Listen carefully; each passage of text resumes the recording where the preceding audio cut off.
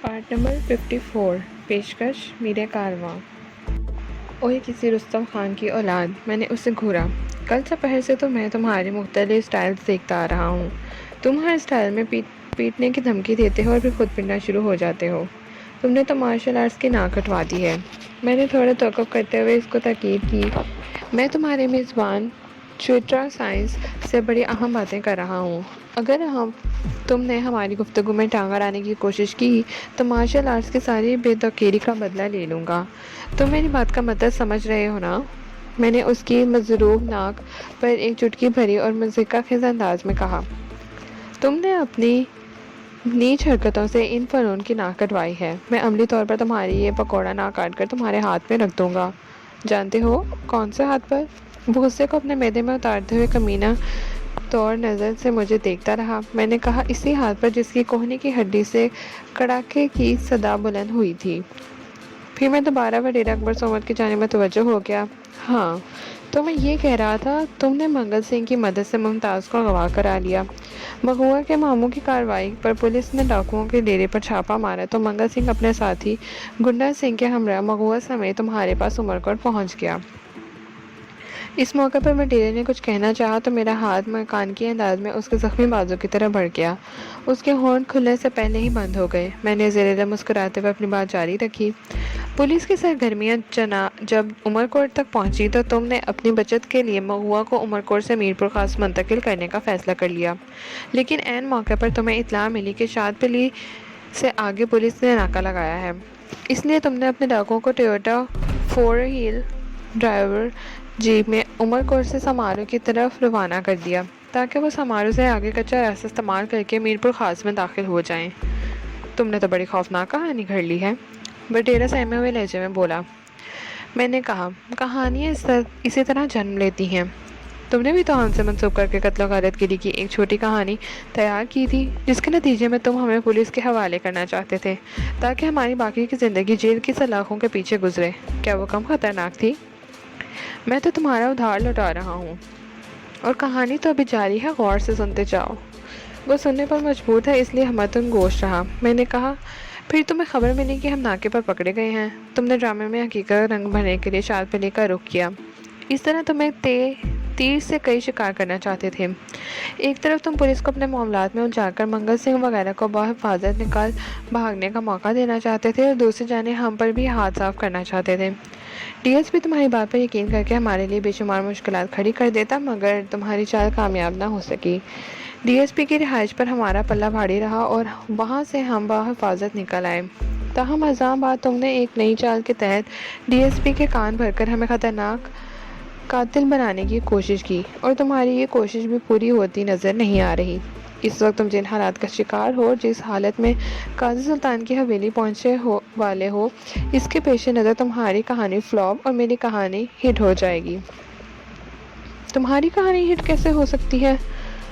उसने कमज़ोर सा एहतजाज किया। मेरा हुआ और मंगल सिंह वगैरह से कोई ताल्लुक़ नहीं। डीएसपी मुझे अच्छी तरह जानता है, इस इलाके के थानेदार से भी मेरी वाकफियत है। कोई तुम्हारी बात का यकीन नहीं करेगा। यकीन इसकी बात का किया जाएगा जिसकी कहानी में जान होगी।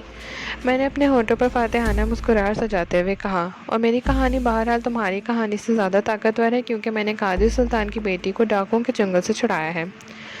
मेरे आखिरी जुमले पर उसकी आंखें हैरत से फैल गई। निकना ज़्यादा लहजे में बोला, तुमने मुमताज़ को मंगल सिंह की कैसे छुड़ाया है? क्या तुम्हें यह बात मालूम नहीं? मैंने मसनूई ताज्जुब का इजहार किया। क्या कह रहे हो? वो सट पटाकर रह गया। मैं ये कैसे जान सकता हूँ? अब इतने भोले भी ना बनो। तुम्हारी बातें मेरी समझ से बालातर हैं। वो इसलिए कि तुम्हारी समझ इस वक्त पाताल की सैर को गई हुई है। मैंने चुपते हुए लहजे में कहा, इसलिए इस दुनिया की हर चीज़ और यहाँ बसने वाले इंसानों की हर बात तुम्हारी समझ से बालातर है। वो चिढ़कर बोला, तुम क्यों मेरा मजाक उड़ाने पर तुले हुए हो? बखुदा मैं तुम्हारा मजाक नहीं उड़ा रहा। मैंने चेहरे पर गहरी संजीदगी तारी करते हुए कहा, मुझे तो तुमसे शिकायत है कि तुम बिला वजह झूठ क्यों बोल रहे हो। इस बात को तस्लीम क्यों नहीं कर लेते कि मैंने डाकुओं के जंगल से मुमताज़ को ज़ाद कराने के बाद तुमसे भी एक मुआरका कर लिया है। तुम डाकुओं वाले वाक़ये के गवाह हो, यूँ लाइल्मी ज़ाहिर करने से बात नहीं बनेगी। अगर तुम इसी किस्म के बेबुनियाद बातें करते रहे तो मेरा दिमाग फिर जाएगा। वो सलामत हाथ में हल्की सी जुम्बश पैदा करते हुए बोला। नतीजे में तारा के हाथ में भी हरकत पैदा हुई, क्योंकि इन दोनों के सही और सालिम बाजुओं को मैंने एक दूसरे के ऊपर मजबूती से बांध रखा था। इसकी झिल्लाहट का जवाब देते हुए मैंने कहा, अगर तुम्हारा दिमाग फिर गया तो ये तुम्हारे लिए बड़ी सूदमंद बात होगी। तुम्हें बैठे बिठाए एक आला डिग्री मिल जाएगी, ना यूनिवर्सिटी जाने का झंझट और ना ही मोटी मोटी किताबें पढ़ने की मुसीबत। वो मेरी बात का मतलब नहीं समझ सका तो गुफ़ाज़दा अंदाज में मुझे देखने लगा। मैंने हल्का सा कहका लगाते हुए कहा, छिट्रा साईं, शायद तुम मेरी बात को समझ नहीं पाए हो। मैं PhD वाली डिग्री की बात कर रहा हूँ। कुछ लोग मजाक में उसे फिरा हुआ दिमाग भी कहते हैं। वो दांत किचकिचा कर रह गया। इस सूरत हाल से सबसे ज़्यादा इंजॉय मीर बख्श और मुमताज़ कर रहे थे। मुमताज़ ने खुद को बहुत ही समझदार और मामला फ़हम लड़की साबित कर दिया था। मैं इससे मंसूब करके झूठी सच्ची कहानी सुना रहा था, लेकिन उसने इसी मरहले पर मुझे टोकने की कोशिश नहीं की। मैं दोबारा अकबर सोमर की तरफ मुतवज्जो हो गया। हाँ, तो मैं बता रहा था कि मंगल सिंह अपने साथी गुन्ना सिंह के हमरा मुमताज़ को अगवा करके समारोह से आगे जा रहा था कि रेलवे क्रॉसिंग पर काजी सुल्तान के आदमियों से उसकी मुठभेड़ हो गई। ज़बरदस्त फायरिंग का तबादला हुआ। डाकुओं को जान बचाने के लिए वहाँ से फरार होना पड़ा। वो टोयोटा 4 व्हील ड्राइव को रेलवे क्रॉसिंग पर छोड़कर 9-11 हो गए। काजी सुल्तान के आदमियों ने मुमताज़ को अपनी गाड़ी में सवार कराया और बनी सर की जानिब रवाना हो गए। तुम्हारे पालतू डाकुओं की जीप से रेलवे क्रॉसिंग पर खड़ी मिल जाएगी। इसके टायरों और बॉडी पर गोलियों के मुताबिक सुराख भी इस कहानी की सच्चाई का सबूत देंगे। मैंने खामोश होकर अकबर सोमर की जानिब देखा। अभी तो तुमने कहा था काजी सुल्तान की बेटी मुमताज़ को तुमने डाकुओं के जंगल से छुड़ाया है। वो सर को नफ़े में झटकते हुए बोला। उसकी हालत दीवाना ऐसी हो रही थी, और अब तुम कह रहे हो कि काजी सुल्तान के आदमियों ने मुमताज़ को डाकुओं की हिरासत से आज़ाद करवाया है। क्या ये कोई नई कहानी है? ये वही कहानी है, लेकिन अपनी एपिसोड नया है, मैंने मज़ा लेते हुए कहा। कहानी की यही खासियत होती है कि इसमें हर लम्हे एक नई कहानी जन्म लेती है। एक लम्हे का तौक़ुफ़ करके मैंने कहा, ओए खा मुड़ छुटेरे, तुम मुझे ही काजी सुल्तान का आदमी क्यों नहीं समझ लेते जिसने मुमताज़ को तुम्हारे डाकुओं से छुड़ाया है? तुम काजी सुल्तान के आदमी कैसे हो सकते हो? क्यों, इसमें क्या ख़राबी है? मैंने पूछा। वो जुज़बुज़ हुए बोला, तुम तो अपने साथी धनु यानी कि साहिल के हमरा गैर कानूनी तौर पर सरहद पार करके पाकिस्तान में दाखिल हुए हो। तुम्हारा नाम वजदान है। DSP को तुम्हारी असलियत बता चुका हूँ। तुम पर इंडियन एजेंट होने का शुबा किया जा रहा है। तुम्हारे नाम वजदान से भी ये वाज़ेह नहीं होता कि तुम हिंदू हो या मुस्लिम। तुम तो मेरी हकीकत बिल्कुल असलियत से वाकिफ़ हो ना?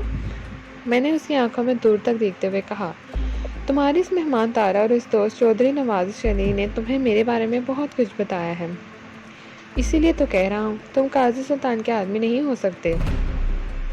वो अपनी बात पर जोर देते हुए बोला, तुम खामख्वाह अपनी शख्सियत को पेचीदा बनाने की कोशिश कर रहे हो। मैंने कहा, मैं बंदा सिर्फ खुदा का हूँ, आदमी किसी का भी हो सकता हूँ। और कान खोल कर सुन लो, मेरी तंदुरुस्त और तवाना कहानी के मुताबिक मैं काजी सुल्तान का आदमी हूँ। मीर बख्श मेरा साथी है। हम दोनों ने मुमताज़ को डाकुओं से ज़बरदस्त मुकाबला करके हासिल किया है। हम समारोह के करीब पहुँचने ही वाले थे कि तुम टोयोटा हाईलैक्स में हमारी राह रोकने आन पहुँचे। हमारे दरमियान एक ज़बरदस्त मार्का हुआ, जिसकी यादगार के तौर पर तुम दोनों का एक बाजू शदीद ज़ख्मी हो गया। तुम्हारी रफ ड्राइविंग की वजह से तुम्हारा गार्ड गाड़ी उलटने के बायस हलाक हो गया। बहरहाल मैंने तुम दोनों को अपनी गाड़ी में डालकर काजी सुल्तान के पास पहुंचा दिया। दी एंड। कहो, ये कहानी कैसी है? मुझे लगता है तुम्हारा दिमाग ख़राब हो गया है, वो बेजारी से बोला।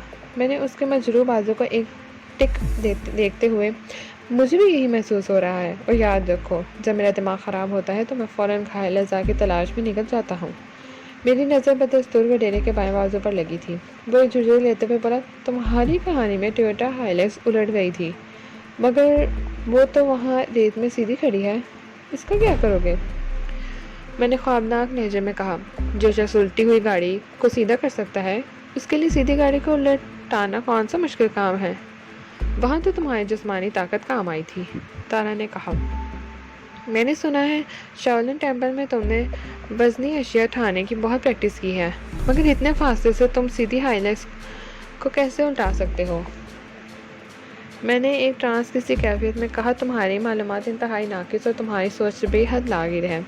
تمہیں ایک طویل عرصے تک کسی نفسیاتی ہسپتال میں اپنا علاج کروانا چاہیے۔ میں نے تمہاری ہائی لیگز کو جسمانی طاقت سے سیدھا نہیں کیا تھا۔ پھر تم نے کون سی صلاحیت استعمال کی تھی؟ وہ ہونکوں کی طرح منہ کھول کر میرا منہ دیکھنے لگا۔ میں نے کہا، ایک بار تمہاری موٹی عقل میں نہیں آئے گی۔ تم خواہ اپنے دماغ کو تکانے کی کوشش نہ کرو۔ پہلے تمہارے سر پر بہت سی چوٹیں آ چکی ہیں اور تم نہیں جانتے کہ آئندہ ان چوٹوں کا اسکور کیا ہوگا۔ اس نے مجھے گھورنے پر اتفاق کیا۔ کچھ بولتا تو سراسر گھاٹے میں رہتا۔ میں نے دانستہ تارا کے سوال کا جواب نہیں دیا۔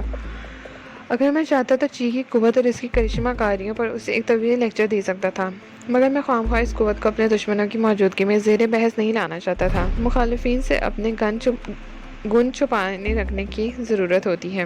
یہ حقیقت ہے کہ میں نے الٹی ہوئی ٹویوٹا ہائلیکس کو چی کی قوت کے توفیع سیدھا کیا تھا، ورنہ جسمانی قوت کے لیے تنہا وہ کام کرنا ممکن نہیں تھا۔ یہ بھی ایک حقیقت ہے کہ اس سیدھی گاڑی کو چھوئے بغیر دور بیٹھے بیٹھے بھی الٹایا جا سکتا تھا، اور وہ بھی چی ہی کی مدد سے۔ چی بڑی حیرت انگیز اور پراسرار قوت ہے۔ اس کے منتہی کے لیے فاصلے کی کوئی قید نہیں۔ وہ دنیا کے ایک حصے میں بیٹھ کر دوسرے حصے میں واقع وقوع پذیر کر سکتا ہے۔ میں چی کے منتہا کی بات کر رہا ہوں۔ اس درجے پر پہنچنے کے لیے کڑی ریاضت کی بھی ضرورت ہوتی ہے۔ کسی بھی فن کی انتہا تک پہنچنا آسان کام نہیں۔ میں بہرحال اس فن کا منتہی نہیں تھا۔ میں اپنے ہی ماحول میں چھو کر اور چیزوں کو چھوئے بغیر واقعات تخلیق کر سکتا تھا۔ ویسے شاولن ٹیمپل میں ماسٹر ہینگ پائی اور ان کے شاگرد ماسٹر یشیان نے مجھے چی کی ایڈوانس مشقوں کے بارے میں تفصیلاً بتا دیا تھا۔ جب بھی مجھے وافر مقدار میں فرصت ملتی ہے تو میں ان مشقوں کو کرنے کا ارادہ رکھتا ہے۔ یہ کوئی ہنسی کھیل میں کی جانے والی مشقیں نہیں ہیں۔ انسانی دماغ پر پائے جانے والے مخصوص گلینڈز پر باقاعدگی سے یہ تقاضے توجہ کی پریکٹس کرنا ہوتی ہے۔ پینل گلینڈ دماغ کے سامنے والے حصے میں پایا جاتا ہے۔ بعض ماہرین اسے باطنی آنکھ یا تیسری آنکھ بھی کہتے ہیں۔ اس غدود کی مدد سے دماغی صلاحیت اور سوچ کی قوت کو ایک جگہ سے دوسری جگہ منتقل کیا جا سکتا تھا، گویا یہ انسانی دماغ کا سینڈ ہے۔ ایک اور اہم غدود پیچوٹری گلینڈ ہے جو دماغ کے عقبی ذیلی حصے پہ پایا جاتا ہے۔ اس گلینڈ کی مدد سے باہر کی معلومات کو اپنے دماغ پر لایا جاتا ہے۔ اسے آپ انسانی دماغ کا پک کہہ سکتے ہیں۔ پک اور سینڈ کے دو بٹنوں کو اگر استعمال کرنا آ جائے تو انسان بڑا صاحب کمال ہو جاتا ہے، اور یہ دسترس حاصل کرنے کے لیے بڑی محنت کی ضرورت ہے۔ میں نے سوچ رکھا تھا اگر کبھی زندگی میں مہلت دی تو میں ان غدود کی مشقوں کو ضرور کروں گا۔ یہ غدود یا گلینڈ عام حالت میں انسانی جسم کے مختلف افعال کو کنٹرول کرتے ہیں۔ تارا کی بے بسی نے اسے خاموش رہنے پر مجبور کر دیا تھا، تاہم وڈیرا سوال کرنے سے باز نہ آیا۔ اس نے پوچھا، وجدان، ایک طرف تم کہتے ہو قاضی سلطان کے آدمیوں نے ممتاز کو ڈاکوؤں کی قید سے رہائی دلائی، دوسری جانب تم قاضی سلطان کے آدمیوں کی جگہ خود کو اور میر بخش کو رکھتے ہو۔ تمہاری اس من گھڑت اور جھوٹی کہانی پر کون یقین کرے گا؟ تم سمیت سب یقین کریں گے، میں نے حتمی لہجے میں کہا۔ میں کیسے؟ یہ کیسے ممکن ہے؟ جب پولیس والوں کے جوتے پڑیں گے تو یہ بھی ممکن ہو جائے گا۔ چھٹرا سائیں، وہ سہمی ہوئی نظر سے مجھے دیکھتے ہوئے بولا، میں ڈی ایس پی صاحب کو تمہاری اصلیت بتا چکا ہوں۔ تم اپنے حرامی ڈی ایس پی کو میری اصلیت بتاؤ یا فرضی جرائم گناؤ، اس سے کوئی فرق نہیں پڑتا۔ میں نے کہا، جب ایس پی میری کہانی کو مان لے گا تو سب کی چھٹی ہو جائے گی۔ ایس پی مہوا ممتاز کا ماموں ہے اور تمہارے دشمن قاضی سلطان کا سالہ ہے۔ تم نے سن رکھا ہوگا، ساری خدائی ایک طرف، جورو کا بھائی ایک طرف۔ قاضی سلطان کی جورو کا بھائی بہت طاقتور ہے، اس کے احکامات پر ڈاکوؤں کے خلاف کارروائی ہو رہی ہے۔ پھر سب سے بڑی بات یہ کہ وہ تمہارے مرتشی ڈی ایس پی کا بھی صاحب ہے۔ وہ لپیٹ کر رکھ دے گا تم سب کو۔ تم ڈاکوؤں کی پشت پناہ ہو، میں اس کیس میں نجات دہندہ کا کردار ادا کر رہا ہوں۔ بولو، ہمیں سے کس کی بات کو توجہ سے سنا جائے گا، تمہاری یا میری؟ اور کس کی بات کو رد کیا جائے گا، تمہاری یا میری؟ تم نے ایک شیطانی دماغ پایا ہے۔ وہ بے ساختہ میری تعریف کرنے پر مجبور ہو گیا۔ تمہارے ذہن نے بہت ہی خطرناک کہانی بنائی ہے۔ میں نے کہا، ابھی کہانی فائنل نہیں ہوئی، میں نے تو تمہیں 1 لائن سنایا ہے۔ ضرورت پڑنے پر حالات کے تقاضے کے مطابق اس میں ترمیم و اضافہ کیا جا سکتا ہے۔ اس نے چونک کر مجھے دیکھا اور گویا کلین بورڈ کرنے کی کوشش کی۔ وجدان، ایک بات تو تم بھول بیٹھے ہو، تمہاری اس فرضی کہانی میں ساحل کا کہیں ذکر نہیں ملتا۔ اس کو کس کھانے میں فٹ کرو گے؟ کچھ تجسس بھی تو رہنے دو، میں نے سرسری انداز میں کہا۔ قاضی سلطان کی حویلی پر پہنچ کر تمہیں باقی باتیں بھی معلوم ہو جائیں گی۔ اس موقع پر میر بخش خاموش نہ رہ سکا۔ اس نے ڈرائیونگ پر توجہ مرکوز رکھتے ہوئے براہ راست پر ڈیرے پر حملہ کیا۔ سائیں، اپنے وجدان صاحب اس کہانی کے لکھاری ہیں، وہ کسی بھی کردار کو ان یا آؤٹ کر سکتے ہیں۔ تم کیوں فکر میں پڑتے ہو؟ اپنے سابق ادنا غلام کی اس جسارت پر وہ ڈیرے کا خون کا پی رکھا۔ وہ بیچاروں کے اندر عملی طور پر میر بخش کا کچھ نہیں بگاڑ سکتا تھا، اس لیے زبان کا استعمال کرنے پر اکتفا کرتے ہوئے اپنے زہریلے لہجے میں بولا، تم اپنی چونچ بند رکھو، نمک حرام۔ تم نے ایک بہت پرانی سندھی کہانی کو سچ کر دکھایا ہے۔ روایتی کہانیاں اور کہاوتیں سچی ہی ہوتی ہیں۔ میر بخش گویا اس کی بات کا مطلب سمجھ گیا تھا۔ بہت سے سچے واقعات اور حقائق کو نچوڑ کر بڑے بزرگ کوئی کہاوت، قصہ، کہانی یا روایت بناتے تھے۔ میں نے دلچسپی لیتے ہوئے بڈیرہ اکبر سومر سے پوچھا، تم کس سندھی روایتی کہانی کی بات کر رہے ہو؟ کلہاڑی اور درخت والی کہانی، میں نے برا سا منہ بناتے ہوئے کہا۔ تم بھی سنو گے؟ میں نے کہا، سنا دو، عرض کیا ہے؟ آخر میں نے بھی تو تمہیں ایک سنسنی خیز کہانی سنائی ہے نا۔ تم نے جو کچھ بیان کیا ہے وہ جھوٹ کے پلندے کے سوا کچھ نہیں، وہ شکایتی لہجے میں بولا۔ تمہارا بیان شروع ہو تو اندازہ لگاؤں تم کیا فرمانے والے ہو، میں نے کہا۔ اس نے چند لمحات خاموش رہنے کے بعد مجھے ایک سندھی پرانی روایتی کہانی سنا دی۔ وہ درخت اور کلہاڑی سے منسوبے کہانی تھی، جس کے مطابق ایک روز کسی نے درخت سے آ کر کہا، لوہار کی دکان میں تمہارا دشمن تیار کیا جا رہا ہے۔ درخت نے پوچھا، کون سا دشمن؟ کیا نام ہے اس کا؟ درخت کو بتایا گیا، وہ دشمن لوہے کی ایک کلہاڑی ہے۔ درخت نے پوچھا، کلہاڑی کو لوہے سے بنایا جا رہا ہے، وہ میرا کیا بگاڑے گی؟ مجھے کلہاڑی کی پرواہ نہیں۔ کہنے والے شخص نے کہا، اس کلہاڑی سے تمہیں کاٹا جائے گا۔ درخت بولا، یہ ممکن نہیں، تم مجھے خواہ ڈرانے کی کوشش کر رہے ہو۔ میں کسی کلہاڑی سے خوف زدہ ہونے والا نہیں۔ چند روز بعد اسی شخص نے درخت کو اطلاع دی، کلہاڑی تیار ہو چکی ہے، بس اب تمہاری خیر نہیں۔ درخت نے کلہاڑی کی شکل و ثبات کے بارے میں استفسار کیا۔ اسے یہ معلومات مہم پہنچا دی گئی۔ درخت نے کہا، کلہاڑی کو خاص لوہے سے تیار کیا گیا ہے، وہ میرا کچھ نہیں بگاڑ سکتی۔ درخت نے کہا، میں لوہے سے زیادہ طاقتور ہوں۔ 2 روز بعد وہ شخص بھی درخت کے پاس آیا اور اسے سنسنی خیز اطلاع دی، کلہاڑی کو چلانے کے لیے اس میں دستہ فٹ کیا گیا ہے۔ درخت نے پوچھا، یہ دستہ کیا ہوتا ہے؟ اسے بتایا گیا، دستہ کسی درخت سے کاٹی گئی ایک موٹی شاخ ہوتی ہے، دستے کو ہاتھ میں تھام کر کلہاڑی سے وار کیا جاتا ہے۔ اب تم کٹنے کے لیے تیار ہو جاؤ۔ درخت نے ایک ٹھنڈی آہ بھری اور شکست خوردہ انداز میں بولا، تم ٹھیک کہتے ہو دوست، اب واقعی مجھے تشویش میں مبتلا ہو جانا چاہیے، کیونکہ میرا اپنا دشمن سے جا کر مل گیا ہے۔ اس درخت کی شاخ کلہاڑی کا دستہ نہ بنتی تو وہ لوہے کا ٹکڑا میرے سامنے کوئی حیثیت نہیں رکھتا تھا۔ بات ختم کرنے کے بعد وڈیرے نے نہایت ہی سنجیدہ ہوتے ہوئے کہا، وجدان، اگر میرے کیمپ کا آدمی میر بخش تمہارے کیمپ میں نہ چلا جاتا تو اس وقت صورتحال بہت مختلف ہوتی۔ تم اور تمہارے ساتھی میرے قدموں پر پریشانیاں رگڑ کر التجائیں کر رہے ہوتے۔ پھر اس نے ایک شکست خوردہ آہ بھری اور بولا، وقت کی بات ہے، اس وقت تمہارا پلہ بھاری ہے، کل یہ موقع مجھے بھی مل سکتا ہے۔ میں اس وقت اس تخم بند میر بخش کو بھوکے کتوں سے نچواؤں گا اور اس کی کئی پھٹی لاش کو اپنے بنگلے کے سامنے بانس پر ٹنگواؤں گا، تاکہ آئندہ کوئی شخص غداری کی جرات نہ کر سکے۔ میں نے اطمینان بھرے لہجے میں کہا، تمہاری یہ ناپاک خواہش حسرت ناتمام بن جائے گی۔ میر بخش نے کہا، وڈیرہ سائیں، ہم کنڈری کے قریب پہنچنے والے ہیں، یہاں سے اپنی منزل بنی سے زیادہ دور نہیں۔ تم حوصلہ جمع رکھو، وہاں تمہارے ساتھ درخت اور کلہاڑی والی کہانی دہرائی جائے گی، تمہارے سر پر اتنے ڈنڈے برسائے جائیں گے کہ کلہاڑی کو بھول جاؤ گے۔ ساحل نے میر بخش سے کہا، اب تم اس بیچارے کو اتنا بھی نہ ڈراؤ کہ یہ وہاں پہنچنے سے پہلے ہی آخری سفر کو روانہ ہو جائے، آخر وہ تمہارا باس رہا ہے، کچھ تو لحاظ کرو۔ ساحل کی دیکھا دیکھی ممتاز نے بھی لب کھول لیے۔ وہ ساحل کو مخاطب کرتے ہوئے بولی، میر بخش بالکل ٹھیک کہہ رہا ہے، اکبر سومر جیسے بہتار وڈیروں سے جتنا بھی برا سلوک کیا جائے وہ کم ہے۔ یہ ایک مرتبہ میرے بابا کے پاس پہنچ جائے، پھر وہ اسے مدد چکھائیں گے۔ کیوں وجدان، میں ٹھیک کہہ رہی ہوں نا؟ آخری جملہ اس نے مجھے مخاطب کرتے ہوئے ادا کیا تھا اور اس کے لہجے میں خاصی بے تکلفی اور بے باکی پائی جاتی تھی۔ وہ خاصی دیر سے خاموش تھی۔ اچانک اس کے بولنے کا سبب یہ بھی ہو سکتا تھا کہ اب اس کی حویلی بہت نزدیک آ گئی تھی، تاہم بہت جلد اس کے گھر پہنچنے والے تھے۔ میں نے ممتاز کے سوال کا جواب دیتے ہوئے کہا، بالکل بالکل، تمہارے بابا قاضی سلطان تو وڈیرے کو دیکھتے ہی کھل اٹھیں گے، اور جب انہیں میری زبانی یہ پتہ چلے گا کہ تمہارے اغوا کے پیچھے اسی مردود کا ہاتھ ہے تو ان کی خوشی ہزار چند ہو جائے گی۔ وہ ایک طویل عرصے تک اس کی خاطرداری میں لگے رہیں گے۔ پھر میں نے وڈیرے سے مخاطب ہوتے ہوئے کہا، سائیں، تمہارے تو مزے ہو گئے، کھلا کھاؤ اور جان بناؤ۔ وڈیرے نے میرے طنز پر کوئی تبصرہ یا تنقید نہیں کی۔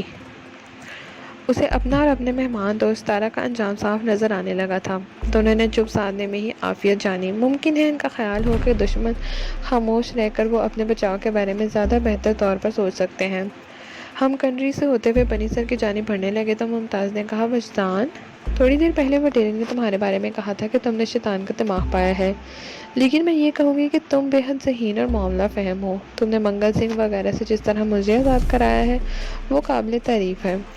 پھر وڈیرے اور اس کے ساتھی تارا کو تم نے اب تک جس انداز میں کنٹرول کیے ہوئے ہو وہ بہت بہادری کا کام ہے۔ میں نے وہ منظر نہیں دیکھا جب تم نے ایک بھاری بھرکم الٹی ہوئی گاڑی کو سیدھا کیا تھا، لیکن میں یہ ضرور کہوں گی کہ اس کارنامے پر تمہیں ایک غیر معمولی انسان کا ٹائٹل ملنا چاہیے۔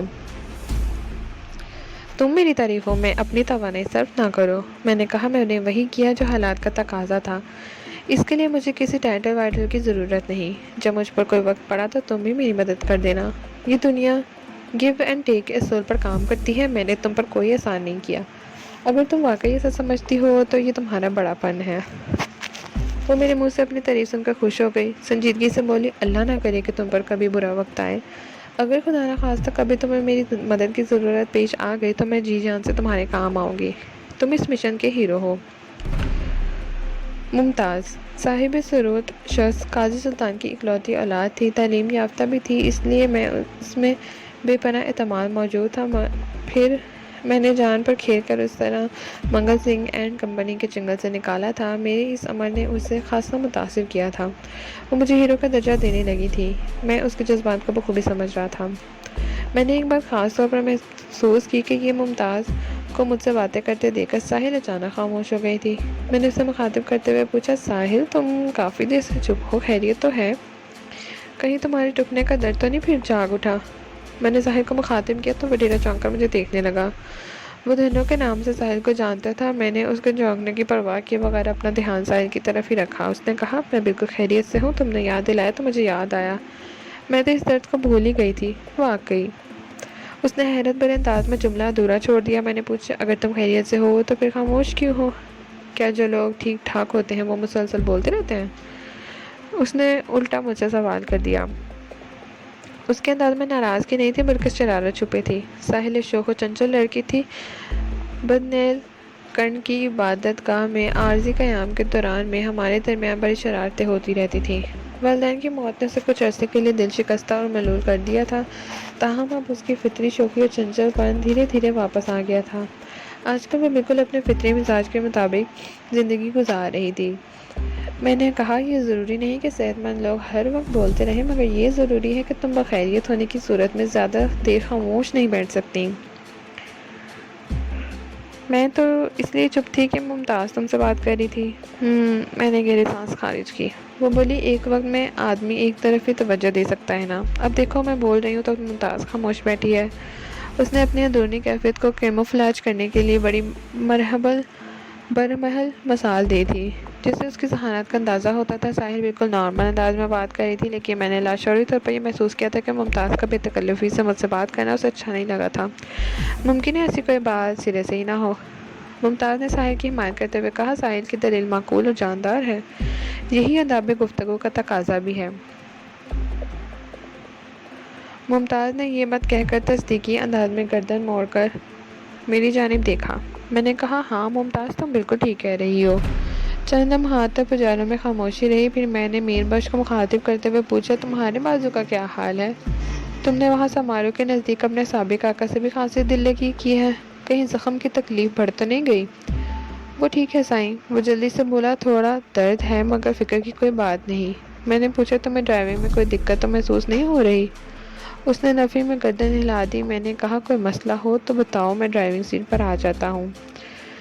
ان رستم خانوں کے پٹھوں سے تو جو پوچھنا تھا وہ میں نے پوچھ لیا۔ اس نے کہا، سائیں اب تو ہم بنی سر کے بہت قریب پہنچ چکے ہیں، آپ اطمینان رکھو، میں خیریت سے گاڑی کو ممتاز کی حویلی تک پہنچا دوں گا۔ میر بخش کے تسلی بخش جواب نے مجھے مطمئن کر دیا۔ پھر ہمارے درمیان حالات حاضرہ پر گفتگو ہونے لگی۔ اس بات چیت میں ممتاز نے بھی بھرپور حصہ لیا۔ کچھ دیر بعد ہماری پجارو بنی سر میں داخل ہو گئی۔ قاضی سلطان کی حویلی کے گیٹ پر مسلح محافظوں نے ہمارا استقبال کیا۔ وہ تعداد میں 2 تھے، ان کے ہاتھوں میں کلاشن کوفیں نظر آ رہی تھیں۔ ایک اجنبی مجروح پجاروں کو حویلی کے گیٹ کے سامنے رکتے دیکھ کر ان کے چہرے تن گئے اور وہ بڑے جارحانہ انداز میں گاڑی کی جانب بڑھے۔ شاید وہ ہمیں اپنا دشمن سمجھتے تھے، لیکن پجاروں کے نزدیک پہنچتے ہی مسلح محافظوں کے تیور بدل گئے۔ انہوں نے پیسنجر سیٹ پر اپنی چھوٹی مالکن ممتاز کی جھلک دیکھ لی تھی۔ ان کے چہروں کے تناؤ نے حیرت آمیز خوشی کی شکل اختیار کر لی۔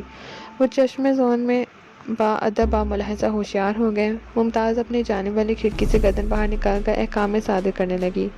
تھوڑی ہی دیر میں ہم حویلی کے اندر تھے۔ پجاروں کے باہر نکلنے سے پہلے ہی ہماری آمد کی خبر حویلی کے اندرونی حصے میں پہنچ گئی تھی۔ قاضی سلطان پر نفس نفیس وہاں پہنچ گیا۔ مغوا بیٹی کو اپنی نگاہ کے سامنے دیکھ کر وہ کمان سے نکلتے ہوئے تیر کی مانند پجاروں کی طرف بڑھا۔ اس دوران میں ممتاز اپنی جانب والا دروازہ کھول کر گاڑی سے باہر آ گئی تھی۔ فرتے جذبات سے قاضی سلطان نے بیٹی کو سینے سے لگا لیا۔ وہ بڑا جذباتی منظر تھا۔ ایک انہونی ہونی میں بدل گئی تھی۔ قاضی سلطان نے کبھی تصور بھی نہیں کیا ہوگا کہ اس کی گمشدہ بیٹی خود بخود اس کے پاس پہنچ جائے گی۔ بے خودی کے ریلے سے وہ باہر آیا تو ہماری جانب اس نے توجہ دی۔ اس دوران میں میر بخش اور ساحر پجاروں سے باہر نکل آئے تھے۔ البتہ وہ دونوں ابن مردود پجاروں کے پچھلے حصے میں موجود تھے۔ ہم تینوں قاضی سلطان کے لیے بالکل ناشناسا تھے۔ تاہم وٹیرہ اکبر سومر پر نظر پڑتے ہی وہ چونک اٹھا۔ اس نے حیرت زدہ سوالیہ نظر سے ممتاز کی طرف دیکھا۔ ممتاز نے کہا، بابا جانی، میں آپ کو سب کچھ تفصیل سے بتاتی ہوں، پہلے ان محسنوں کو آرام سے حویلی میں پہنچایا جائے۔ بات ختم کرتے ہی اس نے ہماری جانب اشارہ کیا۔ میں نے اور میر بخش نے آگے بڑھ کر خوش دل سے قاضی سلطان کے مصافحت کیا۔ ساحل نے صرف سلام کرنے پر اکتفا کیا۔ اس سلام سے میری مراد باقاعدہ السلام علیکم نہیں بلکہ آپ کی آسانی کے لیے آداب یا ہیلو ہے کہہ سکتے ہیں۔ قاضی سلطان نے اپنے ایک ملازم کو حکم دیا کہ ہمیں عزت و احترام کے ساتھ مہمان خانے میں پہنچایا جائے۔ اس نے ایک بازو میں ممتاز کو لپیٹ رکھا تھا۔ ملازم کو ہمارے بارے میں حکم دینے کے بعد اس نے ایک مرتبہ پھر وٹیرہ اکبر سومر اور تارے کی جانب الجھی ہوئی نظر سے دیکھا۔ اس کی الجھن میں سینکڑوں سوال تھے۔ میں نے اس کی الجھن کو ایک محسوس راہ پر ڈالتے ہوئے کہا، قاضی صاحب، ان دونوں کی حیثیت اس وقت مجرموں کی سی ہے، انہیں گاڑی سے نکلوا کر بحفاظت کسی محفوظ مقام پر بند کروا دیں، ان سے بعد میں پوچھ گچھ ہوگی۔ قاضی سلطان نے اکبر سومر کی طرف اشارہ کرتے ہوئے کہا، اس کو تو میں فوراً پہچان گیا، دشمن کو میں بھلا کیسے نہیں پہچانوں گا؟ مگر اس نے تارا کی جانب انگلی اٹھائی، مگر یہ شخص کون ہے؟ میں نے کہا، یہ اکبر سومر کا دوست تارا ہے، کئی روز سے اس کے گھر مہمان ٹھہرا ہوا ہے۔ دشمن کا دوست دشمن ہی ہوتا ہے، اس رشتے سے تارا بھی آپ کا دشمن ہے۔ ان دونوں دشمنوں کو آپ فوراً اپنی تحویل میں لے لیں۔ یہ دونوں یہاں کس لیے آئے ہیں؟ یہ آئے نہیں، لے آئے گئے ہیں، میں نے قاضی سلطان کو بتایا۔ اس نے پوچھا، کس سلسلے میں؟ میرے جواب دینے سے پہلے ہی ممتاز نے اپنے باپ کو بازو کھینچتے ہوئے کہا، بابا جانی، آپ اندر چلیں، میں نے کہا نا میں آپ کو پوری کہانی سناتی ہوں۔ قاضی سلطان نے متذبذب نظر سے بیٹی کو دیکھا، پھر حویلی کے اندرونی حصے کی طرف قدم بڑھا دیے۔ جاتے جاتے وہ اپنے ملازمین کو اکبر سومر اور تارا کے بارے میں خصوصی احکام دے گیا۔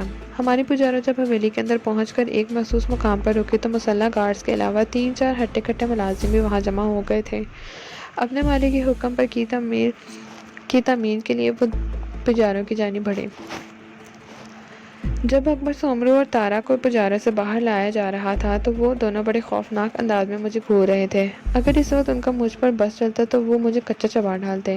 میں نے انہیں جس مضحکہ خیز انداز میں باندھا تھا وہ قاضی سلطان کے ملازمین کے لیے حیرت کا باعث تھا۔ وہ زیر لب مسکراتے ہوئے انہیں کھینچ کر گاڑی سے باہر نکال لائے۔ ان کے سلامت بازو ایک دوسرے کے اوپر 2 بانسوں کی مانند بندھے تھے۔ جو بازو آزاد تھے وہ اعضائے معطل سے زیادہ حیثیت نہیں رکھتے تھے۔ وہ دونوں اس وقت بے بسی کی انتہا سے گزر رہے تھے۔ پارٹ نمبر 54 اسی کے ساتھ ہی اختتام پذیر ہوتا ہے۔ ناول کا بقیہ حصہ پارٹ 55 پہ سماعت فرمائیے۔